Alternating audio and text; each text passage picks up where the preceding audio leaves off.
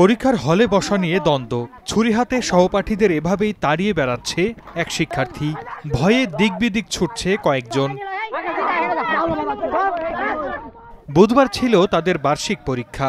সেদিন বসার জায়গা নিয়ে কথা কাটাকাটি হয় গাজীপুরের শ্রীপুর গারারন খলিলিয়া ফাজিল মাদ্রাসার নবম ও দশম শ্রেণীর কয়েকজন শিক্ষার্থীর। পরে এর মিটমাট করে দেন শিক্ষকেরা। তবে পরদিন আবারও বিবাদ। এক পর্যায়ে দশম শ্রেণীর 5 শিক্ষার্থীকে ছুরিকাঘাতের অভিযোগ নবম শ্রেণীর সিয়াম হাসানের বিরুদ্ধে। পরে আহতদের নেওয়া হয় উপজেলা স্বাস্থ্য কমপ্লেক্সে। সেখান থেকে গুরুতর 3 জনকে ভর্তি করা হয় শহীদ তাজউদ্দিন আহমেদ মেডিকেলে।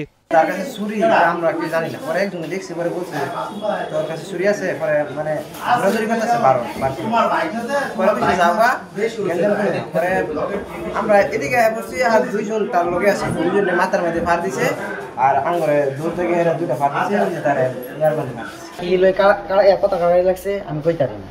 আমি আজকে পরীক্ষা তো বাড়িছি পরে এই হারান লাগিয়ে আমি ঝাড়খা রয়েছি একটা ফার্মাইটা পরে মারছে আমার। একই দিন নীলফামারীর ডিমলায় জেলা পরিষদ স্কুল অ্যান্ড কলেজে বেঞ্চে বসা নিয়ে ছুরিকাঘাতের শিকার হন শিক্ষার্থী আল আমিন। আর তাতে অভিযুক্ত দ্বাদশ শ্রেণীর ছাত্র নাসুম। আল আমিন এখন চিকিৎসাধীন রংপুর সদর হাসপাতালে।